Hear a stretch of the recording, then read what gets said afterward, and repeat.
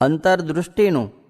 સ્વામિનારાયણ હરેએ સંવત 1876ના મહાસુદી 14ને દિવસ સંધ્યા સમયે સ્વામી શ્રી સહજાનંદજી મહારાજ શ્રી ગઢડા મધ્યે દાદા ખાચરના દરબારમાં શ્રી વાસુદેવ નારાયણના મંદિરની આગળ લીમડાના વૃક્ષ હેઠે ઓટા મધ્યે ઢોલિયા ઉપર વિરાજમાન હતા અને પોતાના મુખારવિંદની આગળ 2 દીવીઓ બળતી હતી અને કંઠને વિશે પીળા પુષ્પનો હાર પહેર્યો હતો ને 2 હાથમાં પીળા પુષ્પના ગજરા ધારણ કર્યા હતા અને સર્વ ધોળા વસ્ત્ર પહેર્યા હતા અને પોતાના મુખારવિંદની આગળ મુનિ તથા દેશ દેશના હરિભક્તની સભા ભરાઈને બેઠી હતી.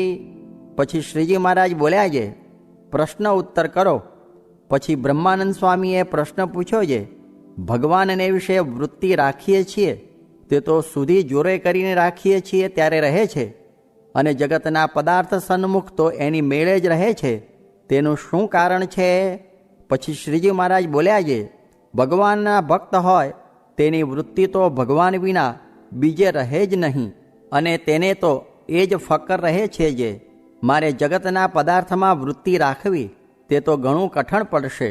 માટે પરમેશ્વરના ભક્ત હોય તેને તો જગતના પદાર્થમાં વૃત્તિ રાખવી એ જ કઠણ છે અને જે જગતના જીવ છે તેને પરમેશ્વરમાં વૃત્તિ રાખવી તે ઘણી કઠણ છે. માટે જેને પરમેશ્વરમાં વૃત્તિ ન રહે તે પરમેશ્વરનો ભક્ત નહીં અને તે સત્સંગમાં આવતો હોય તો એ ધીરે ધીરે સંતની વાર્તા સાંભળતા સાંભળતા પરમેશ્વરનો ભક્ત થશે. પછી બ્રહ્માનંદ સ્વામીએ પૂછ્યું છે, એવી રીતે ભગવાનમાં વૃત્તિ રાખ્યાનું શું સાધન છે? પછી શ્રીજી મહારાજ બોલ્યા છે, એનું સાધન તો અંતરદૃષ્ટિ છે. તે અંતરદૃષ્ટિ શું? તો જેવા પોતાને પ્રત્યક્ષ ભગવાન મળ્યા છે તેની મૂર્તિ સામું જોઈ રહેવું એ અંતરદૃષ્ટિ છે. અને તે મૂર્તિ વિના ષટચક્ર દેખાય અથવા ગોલોક વૈકુંઠાદિક ભગવાનના ધામ દેખાય તો પણ તે અંતરદૃષ્ટિ નહીં. માટે ભગવાનની મૂર્તિને અંતરમાં ધારીને તે સામું જોઈ રહેવું અથવા બહાર ભગવાનની મૂર્તિ સામું જોઈ રહેવું તેનું નામ અંતરદૃષ્ટિ છે. અને તે મૂર્તિ વિના બીજે જ્યાં જ્યાં વૃત્તિ રહે તે સર્વે બાહ્ય દૃષ્ટિ છે. પછી વળી શ્રીજી મહારાજ પરમહંસ પ્રત્યે બોલ્યા છે, હવે તો 2 જણ થઈને સામસામા પ્રશ્ન ઉત્તર કરો.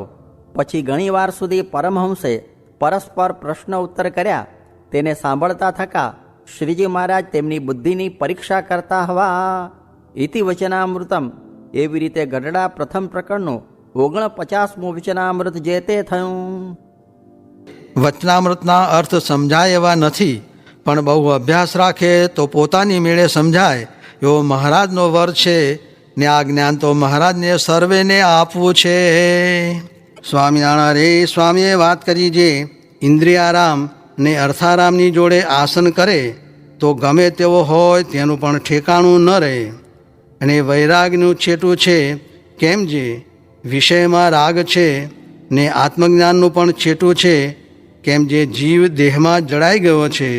માટે હવે તો એક ધર્મને વિશે ને બીજી ભગવાનના સ્વરૂપને વિશે નિષ્ઠા એ 2 વાત મુખ્ય રાખવી.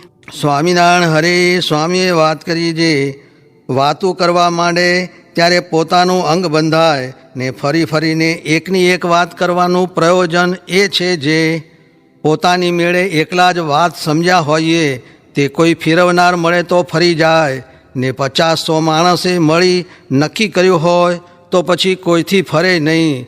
ને સૂક્ષ્મ વાતું છે તે દ્રષ્ટાંતે કરીને સ્થૂળ જેવી સમજાય છે તે તો કહેતા આવડે તેથી તથા ભગવાનની ઈચ્છાથી સમજાય છે. સ્વામિનારાયણ હરે સ્વામીએ વાત કરી જે તું પુરુષોત્તમ ઊંધો તો ઘરણ કી રોટી કિમ કરીંદો ને જો તું તિલંગો ઊંધો તો તુંય મૂઠો ને હુંય મૂઠો. બ્રહ્મ અગ્નિમાં બાળ્યા જેણે બીજ રે ઉગ્યાની તેની આશા ટળી રે. સ્વામિનારાયણ હરે સ્વામીએ વાત કરી જે મોટા સાધુનો સિદ્ધાંત એ છે જે ધર્મ જ્ઞાન વૈરાગ્ય સહિત એક રૈણીએ મરવું, પણ ક્ષણે રૂષ્ટા ક્ષણે તુષ્ટા, રૂષ્ટા તુષ્ટા ક્ષણે ક્ષણે એમ ન કરવું. જુઓ પૂરું કોઈનું થયું છે? સૌને ચેલા બરોબર નથી થયા, લુગડા બરોબર નથી થયા, દાબડી ખાવું હવેલી ગાડી ઘોડું એ કોઈને પૂરા નથી થયા. ને ત્રિલોકમાં કોઈને સવારના પહોરમાં ભગવાન ભજવા કે કથા કરવી એમ ન મળે, ને બીજું સર્વે કરે પણ કથા ન કરે, ને રૂપિયા, હવેલી, વિવાહ, ખાવું, મજૂરી એમાં સવારમાંથી મંડે છે. અને આ તો અમે જેમ ફિરંગી કવાયત કરે છે તેમ કરીએ છીએ, ને કેટલાક કામ મરડીને આ કરીએ છીએ. નિકર થાય તેવું ક્યાં છે? જે ઘડીએ થઈ રહે છે તે ઘડીએ માણસ મંડી પડે છે. આ તો વૃત્તિને રોકીને કરીએ છીએ. કરવાનું તો એ જ છે, ને એ કરે જીવ વૃદ્ધિ પામતો જાય છે. સ્વામિનારાયણ હરે સ્વામીએ વાત કરી છે, પંચ વિશે સારું તો ચાળા ચૂથતા ફરે છે, માટે એમાં શું? એ તો પશુને પણ છે. માનનું ડીંડું થઈને ફેરા ખાય છે, તે હવે તો પારખા જોવા પંચ વિશે વચ્ચે નાખ્યા છે. તે જે કરીએ તે થાય એમ છે, પણ ભૂંડું થશે એની ખબર છે. પછી છોકરાનો સ્પર્શ કરે છે ને વાંદરા જેવા થાય છે. માટે આજ્ઞા મુખ્ય રાખવી, એમાં પાછો પગ ભરવો નહીં. જેને ખપ હોય તેને સારું આ વાત છે.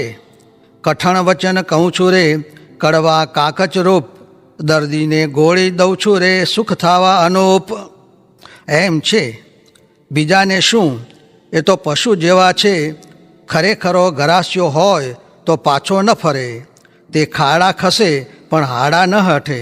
ભાગતા ભલકું વાગશે રે, એમાં શો માલ? સામા ઘા લે તે ખરો, એવી ઘણીક વાતું કહી. સ્વામિનારાયણ હરે સ્વામીએ વાત કરી છે, બીજું તપ આ ધારણા પારણા 2 મહિનાના કહો તો કરે, પણ ઓલ્યું જે સૂક્ષ્મ તપ એ તો ન જ થાય. સ્વામિનારાયણ હરે સ્વામીએ વાત કરી છે, હે પરમહંસો, શાંતિ તો એક નારાયણના ચરણારવિંદમાં જ છે. તે માટે તે સામું જોઈ રહેવું. જેમાં નિદ્રા આવવી જોઈએ તેમાં નથી આવતી. આ ટોળા સારે છે તેમાં નથી આવતી. ને જો માળા ફેરવવા બેસે તો બધાયને આવે, પણ ધીરે ધીરે ભગવાનને સંભાળતા જાય ને ટોળા લાવતા જાય તો એમ જ થાય. મરને એક ટોળું ઓછું આવે, પણ એવા સ્વભાવ પાડેલ નહીં. આવા તો બ્રહ્માંડમાં 1,00,000 કરોડ કારખાના ચાલતા હશે, એમાં શું માટે ભગવાન ભજવામાં સુખ છે. સ્વામિનારાયણ હરે સ્વામીએ વાત કરી છે, ભગવાન તો એક જીવ ભજે તે સારો બ્રહ્માંડ બોળી નાખે. તેની એક વાત છે જે એક ચકલી હતી, તે ઊંચી પર્વત પર બેસીને ભજન કરતી હતી. તે કહે છે, મુને અહીં બેઠે બેઠે પાણી પાય તો પીવું. પછી બ્રહ્માંડ બોળીને ત્યાં લગી પાણી ભરી દીધું એટલે પીધું. સ્વામિનારાયણ હરે સ્વામીએ વાત કરી છે, કરોડમણ સૂતરની આંટીઓ ગૂંચાઈ ગઈ છે તે કેમ ઉખડે? કોઈ દાખલો કરે તો પણ ન ઉખડે, પણ જો આ બ્રહ્માંડ જેવડો ફાળકો કરે તો સહેજે ઉખડે. એમ જીવ ગૂંચાઈ ગયો છે, પણ ભગવાન ભજે તો ઉખડે.